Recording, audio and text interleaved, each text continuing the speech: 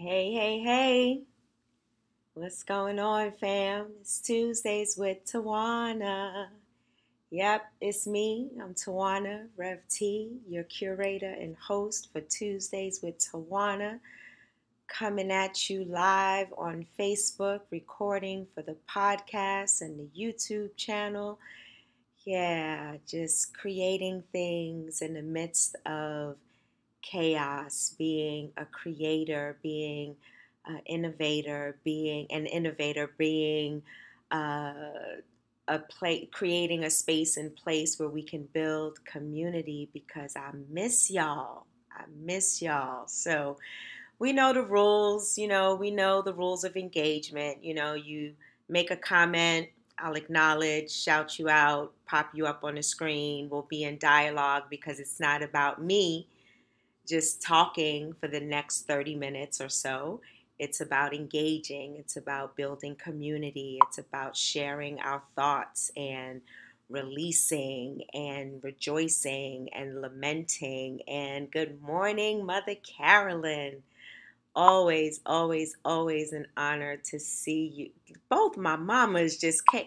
This is what I'm talking about. Hey, Mama Lovey.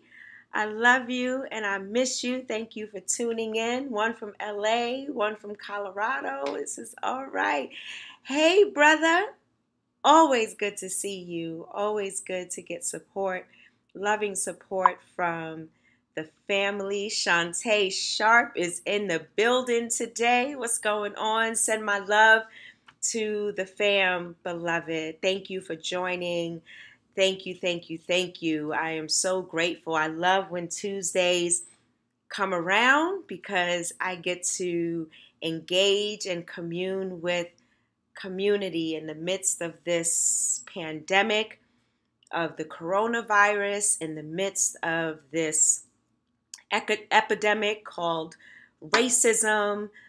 Things are happening in and around us, and what a beautiful time for us to create space for us to share. So, if there's anything on your mind or anything that is going on, holla at your girl.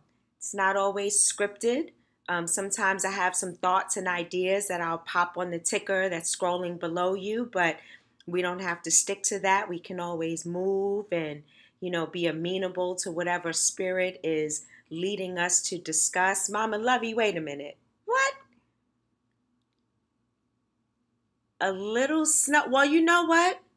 Snow is a good thing in Denver, lifting up Colorado, not only the heat and the fires. So hopefully the snow will clear the air and put out the fires and really diminish the amount of soot and smoke that's in the air. Concerned about you and many others, Mama Lovey.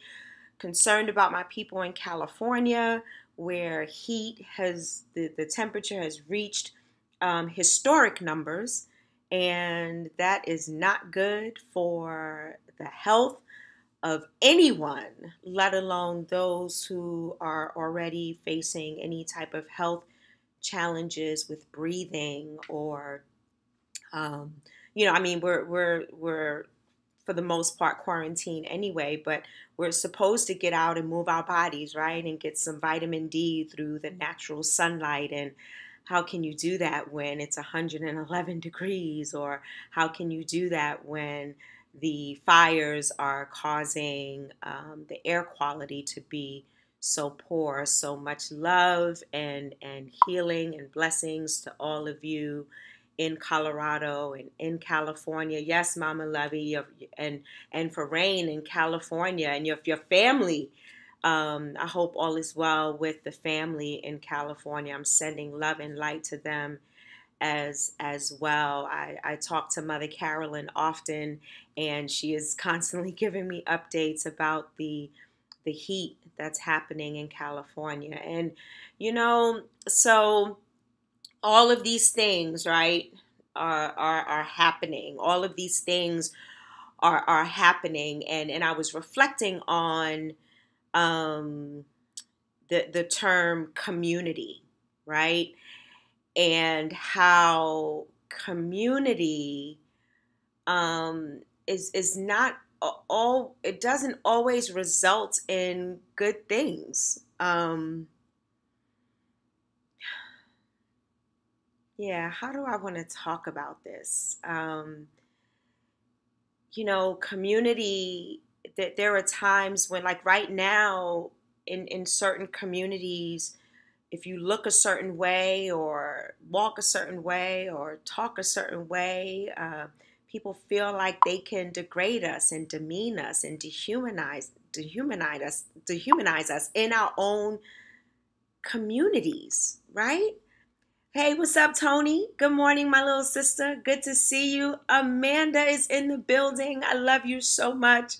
Y'all chime in on this community piece. I'm struggling this morning with community. It's like leadership. Sometimes when we say the term leadership, we make an assumption that that means that that leadership is good. And leadership does not automatically mean good leadership. The adjective, there does need to be an adjective to describe the type of leadership. And I think it's the same for community, and being very mindful of your surroundings and mindful of the space that you're in and mindful of who is in your space, right? So community right now, community is disappointing us on various levels, where I don't feel safe when I go out to walk. I go out to walk in a certain area because the other area where I could walk is more residential and less public, and I don't want anyone calling the police on me. I have on a mask. I'm black. I have locks. So that is not held in high regard in some areas, unfortunately. As a matter of fact, they may not even see me as a human being worthy to walk on their streets. What's up, fam? Thanks for joining, Rodney. Always good to see you. Always good to see you, fam. Um, so I'm really struggling, right? And how we talk about empowering self. Hey, Rosemary, what's going on? Glad you made it live on today. Thank you for joining. Yeah, help me out with this community piece, yo. Like what?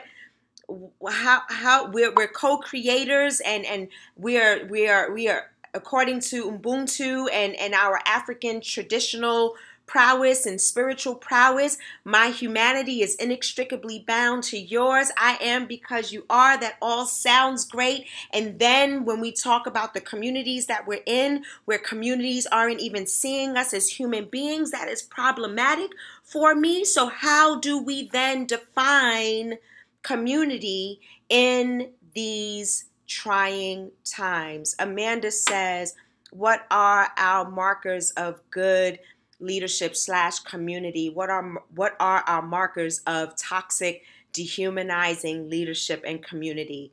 That's it. And those are questions that we should and could, we have an opportunity to wrestle with and define. It's important that we define that, because when we know better, we do better. I think it's Maya Angelou may have said this,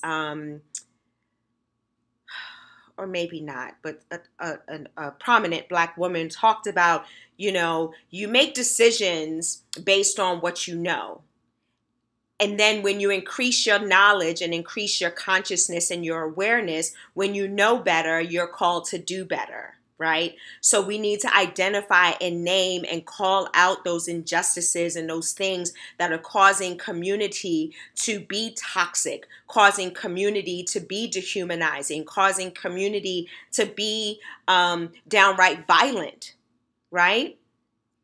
And so I want to be mindful of the space that I am in, and understanding that when I say community, it is important for us collectively to define what community we're talking about and who is engaged in community and how one is engaged in community. And are those involved in community speaking life and speaking wholeness and offering a space for this reciprocal relationship to happen where my humanity is inextricably bound to yours. And when we talk about community, we're not only talking about human beings, we're talking about the trees are in community with us. The sun is in community with us. The land is in the animals. This is all a part of community, all to be honored for what we are called to bring into life and bring into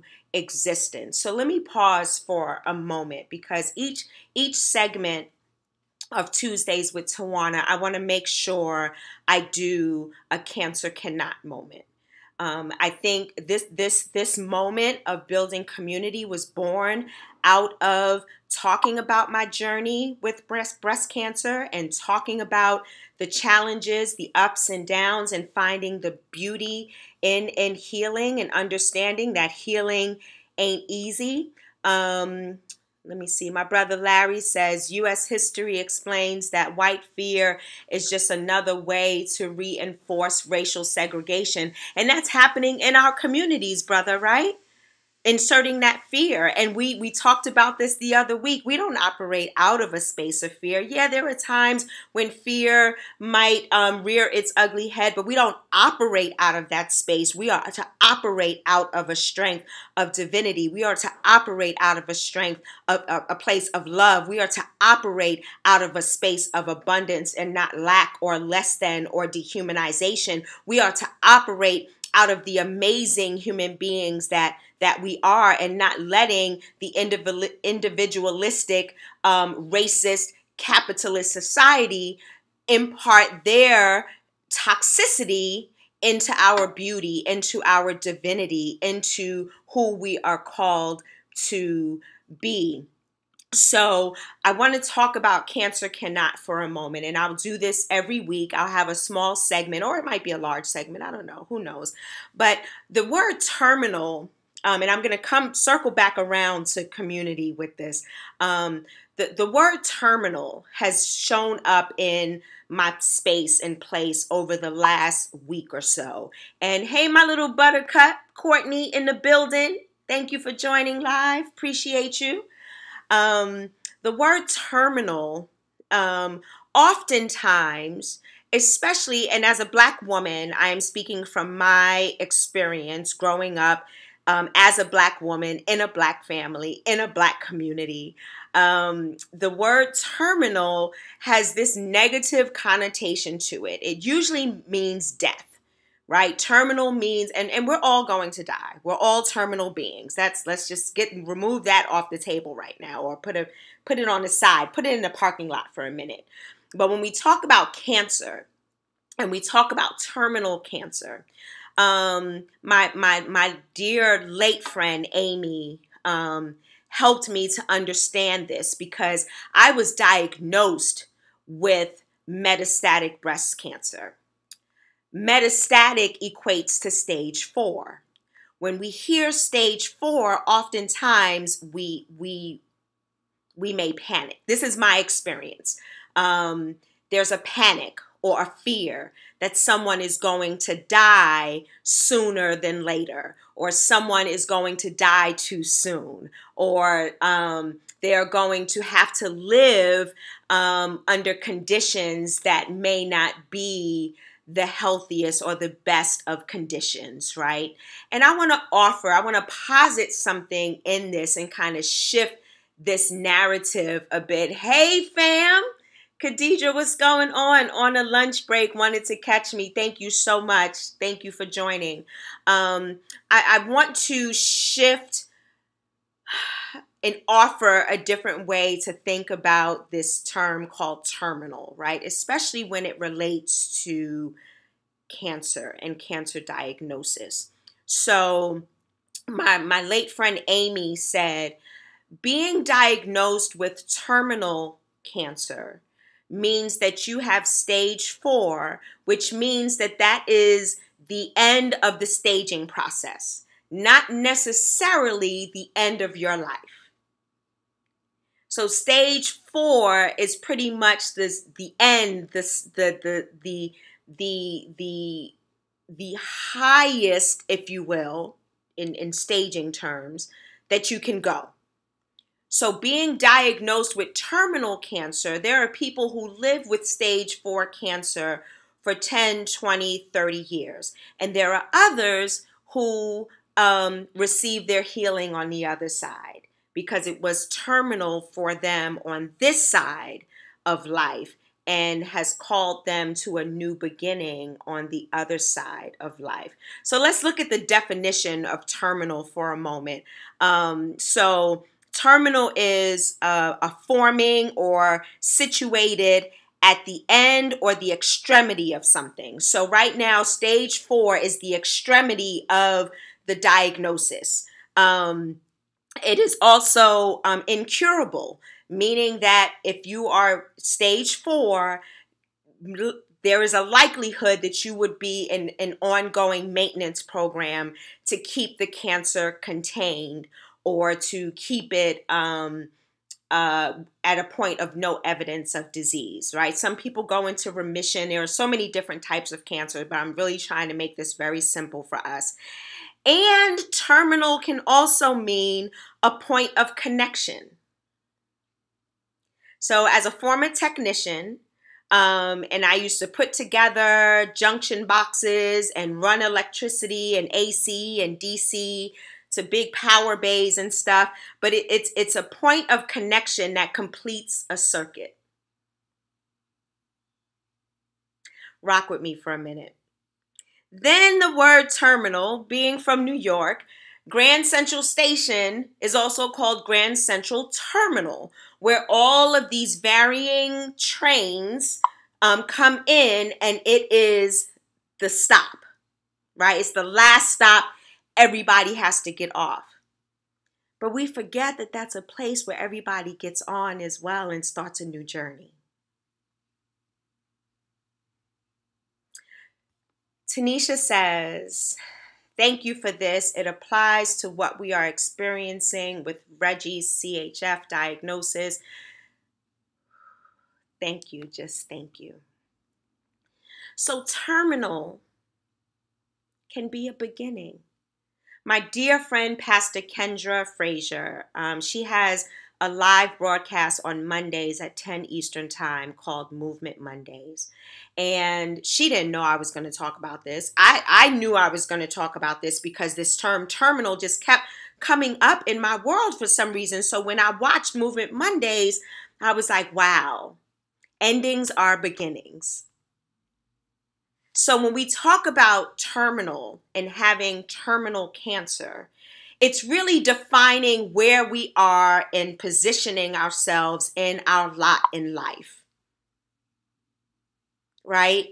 So I have terminal cancer, which is an opportunity for me to create a new beginning, a new way of living, a new way of showing up in the world, a new way of being. Terminal does not mean the end per se. It's the end of one thing and the beginning of another. Chadwick Boseman had terminal cancer, the end of this side of life to a beginning of something new that only he can experience right now. We don't know what the end might be. We don't know what is beyond what we see, but we do know that our hope and our faith tells us that there's something more to just this life, which is terminal. Right? Mother Carolyn says, wow, thank you for sharing the clarity of terminal. Terminal can be a beginning. Tanisha says, whoa, you are blessing me this morning. You just have no clue. This is why we do what we do, beloveds, because sometimes we get so enmeshed in what this individualistic world is trying to teach us, and we so earnestly want to reach back and have our own Sankofa moment, as the Honorable Angela Davis talks about. Sometimes this is the only way that we could tap into who we are and who we be from our African ancestry and bring it back to this moment so that we can use it and be antithetical to what community is trying to teach us. Community is trying to put on us and impart in us that is totally antithetical to who we be. Dr. Falami is in the building. Greetings, my dear sister. Thank you for joining. So terminal does not necessarily have to have this negative connotation attached to it. We define that. Now, let me just be real. No, not be real. We're real all the time because we're here. Let me wrestle with this before you right now. Shantae said, definitely needed this clarification and understanding. Love you so much. I love you too, Shantae. Terminal. When my mom was diagnosed with multiple myeloma, it unfortunately during that time, back in 1991 to 1993, the advances weren't so advanced as they are now. I'm sure they were more advanced than they were in the 70s and the 60s and the 50s, but they weren't as advanced as they are now. So they didn't really find her cancer until after some other things had already happened. So I didn't really understand the term metastasize. I didn't understand the word stage 4. I don't remember that. And so because not knowing, we lived into what was being, we lived out what we knew. And in that moment, we knew that my mom had multiple myeloma, and it had already impacted her kidneys because she was going through dialysis, and it was about to impact other organs because that's what multiple myeloma does when it metastasizes, right? So my mom, for me, looking back, did not have an opportunity to live out her life in the fullness thereof because there was something that was imparted in us that really spoke a lack of hope. Right? We had to create hopeful moments. Yes, we had our moments. We had those moments where she came home from the hospital and we were able to celebrate her birthday at home instead of in the hospital. And then we had those scary moments when she was in ICU. And at the time, we did not have an opportunity to redefine what those moments looked like. We only could rely on what science or doctors or someone outside of our African prowess would tell us or teach us, right? So that's all we knew. Rosemarie said, yes, once we reach terminal, we don't stay there. We pack up our belongings as we head to the next stage of our journey. So this is an opportunity for us to head to the next stage of our journey and not let others define what that journey might be. So now let's go back to community for a moment as we talk about redefining and reimagining and this Afrofuturism of seeing ourselves in a future differently than what community is trying to teach us. Now we have an opportunity to redefine what this terminal looks like. Where are we in this lot of our lives? How do we then want to show up? How do we want to redefine community and what is happening? So community will not be defined by our SES, our social economic status. Our community will not be defined only solely by the color of our skin. Yes, we bring our full selves to community. Yes, we bring dynamics to our community. Yes, we bring diversity to our community. But as Audre Lorde said, these are the things that should bring us together to build community and not tear us apart.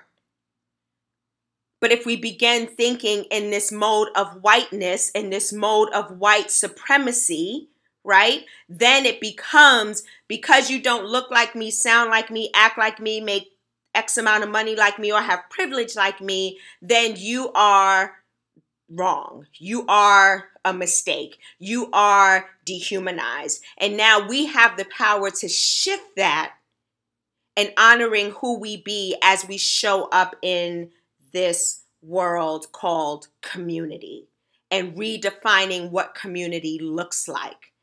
Redefining it that is absent of some materialism that defines us, or absent of aesthetics, or absent of what this American way is. So we bring to community the fullness thereof. We bring our heart, our mind, our soul, our skin, our language. So speaking of language, let's talk about language for a moment. Hey, Darlene, always good to see you, beloved. Always much love to you. So let's talk about language as we're talking about community, as we talked about terminal. Now let's talk about this thing called language. I was having a beautiful conversation with Mother Carolyn on yesterday, and as I was preparing for an upcoming colloquium with Antioch University, and Dr. Falami is on. She is leading this continuing education on Saturday from 12 to 5. It's free. Go on to my LinkedIn page. You'll see it. I'll post it on to my Facebook page. Continuing education credits, talking about community, talking about peace, talking about healing in community. So let's talk about language for a minute, because the late Paulo Freire talks about language being more than linguistic. It's an actual ideology. So it's an actual way of being, a way of thinking, a way of showing up in the world, which is why our colloquialisms are so important, because we connect to this language that we create in our communities, right? What's up, fam? What's good? I'm good. You know, what's really good? What's really going on? I ain't about that life. All of that is not to be negated because it doesn't sound a certain way, but it builds community and it brings us together, and it offers an opportunity for others to look inside our worlds as we define who we be and how we show up in the world. So language is so important as we are building community and fighting for our lives, because language then, right, it fosters togetherness, Dr. Falami. That language is that common link that keeps us together. Right, which is why when during the transatlantic slave trade, one of the first things they did was not only separate us from our families, but they also separated us because they then separated the different tribes who spoke certain languages so they couldn't communicate with one another. So it's so important that we look at language as a way of how we show up in the world. It is an ideology. It is a thought. It is a feeling. It is a way of being. It's not just linguistic, which is why white people think that they can just walk up to Black people and say anything because they don't understand the depths, or they might understand the depths of language and how it impacts someone. So it's so important that we counter that narrative. We counter what they are doing in attacking us through language. And we now redefine and recreate and reestablish who we be through this ideology of language. So we now turn terminal upside down and we turn it into a new beginning. We take a language of racism and hate, and we turn it around into loving ourselves and not feeding into the status quo, not conforming to whiteness, not conforming to ideologies of hate and racism and sexism and phobias. We turn that around upside down on its head so that we then speak life not only into ourselves but into our communities, because we can't give what we don't have. We can't pour from an empty cup. We can't teach what we don't know. We can't preach what we don't experience. So we now turn that language into an empowering moment that brings us together, first and foremost. And we begin to shift a narrative so that we can live and not die at the hands of ideologies that are rooted in racism and hate and dehumanization. So I'll leave you with this. On this breast cancer journey, going through ups and downs, and we have journeyed together using this parallel of life and life experiences along with this breast cancer journey, which is then parallel to someone else's breast cancer journey or cancer journey or other diagnosis. We've used that in tandem, right, in parallel with one another so that we can build community. And that way we build a language of love and life and healing that ain't easy, but we are going to do the work necessary internally so that we can then pour out and do the work externally to bring us together, which includes forgiveness, which includes love, which includes divine being, which includes seeing another and honoring another right from where they are, meeting people where they are and journeying together. So this is what these moments are about, and I'm so grateful that you continue to join me. Hey, DG in the building from Harlem. Yeah. Preacher, teacher, a lesson for us all. Hugs from Harlem. Absolutely. Absolutely. And I want to just leave this up here from Dr. Falami. The language fosters togetherness. So as we leave this moment, but never leaving our connection, because our connection transcends space and time. Community is about energy that brings us together, an energy that speaks life, that's reciprocal, that builds and tears down what needs to be torn down so that we can build together new communities and new ways of being and new ways of living and new ways of experiencing life that is more abundant, new ways of life that where we don't have to succumb to the ills of the world, and we will no longer die at the hands of systemic ills like racism and sexism. We will continue to speak life as more than just being linguistic. We will speak life as a way of being, a way of honoring who we are. Ron Metlin is in the building. Great to see you. Great to see you as always. What's going on, Jill? Y'all, those in Colorado support Susan G. Komen and their More Than Pink Walk. We got the CEO of Susan G. Komen, Colorado in the building. Dear friend of mine. So grateful for you, Jill. So as we close, be encouraged. Understand that we have the power to use these words to co-create. In the midst of this chaos, we can create peace. In the midst of the unknown, we can create something together, something beautiful, something dynamic, something life-giving, something that is reciprocal, that builds relationships through our language, through our way of being, through our thinking, through our hope, through our prayers, through our sending love and light. This is what community is about. This is how we build community, having the tough conversations about gang violence in our community, meeting people where they are right in the streets and journeying with them toward health and wholeness, helping each other economically, spending our Black dollars in Black communities and recycling Black dollars. This is how we build community, which is antithetical to what the white world is trying to impart the definition of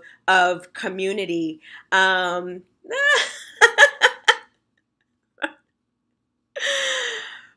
says, I love this, Tawana, 1,000 better than my manager, Tawana. Yes, Ron used to work for me.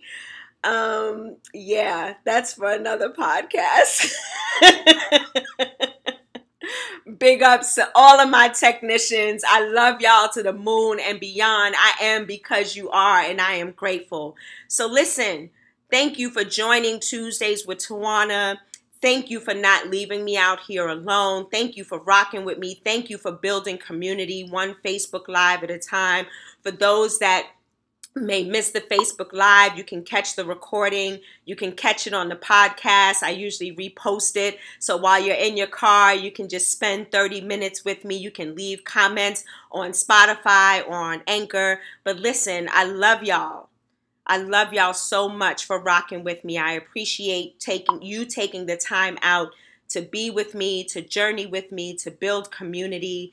Let us use our language to create, to speak life, to build up, to tear down what needs to be torn down, and to come together and do what we need to do. Finally, make sure you are registered to vote. If you don't know or you want to make sure, go on to soul2soulsisters.org. The website is in the ticker. Click on voter engagement. No matter what state you are in, you can click on your state and it'll take you to your voter engagement website, and you can make sure that you are registered to vote. And then those that are willing and able, once you are registered, please make sure you go out to vote. Vote early if it's an opportunity in your state. Walk to the poll and drop it off if there's a polling site. If there are ballot boxes, take it to the ballot box. If you need help, reach out to community, reach out to Soul Sisters, because we must come together as a Black community and make sure that our voices are heard. Our voices are heard in many different ways, but particularly through this opportunity to vote. This is a pivotal election for us. Our lives depend on it. Ron, I love you. Reverend Dr. Regina Groff, I love you so much. Thank you for who you are in my world. Reverend Judy Cato is in the building. I love you. I love you, brother, for always rocking with me, always supporting me. We are on this journey together. I love each and every one of you, my mothers that come on the line. As I mentioned, I lost my mom on this side in 1993. She is with me amongst the ancestors along with my dad, always at my side, holding up my arms, loving me beyond measure. And I am grateful that the universe saw fit to bless me with other people like Mama Lovey and Mother Carolyn to be a guide and to be a light in my life. So listen, my time is up. Make sure you vote. Soul2soulsisters.org. You can make sure you're registered. Yes, Regina just put it in the comments. Soul2soulsisters.org. Make sure you vote. Thank you for rocking with Tuesdays with Tawana. I'll see you next Tuesday. I'm out. Peace.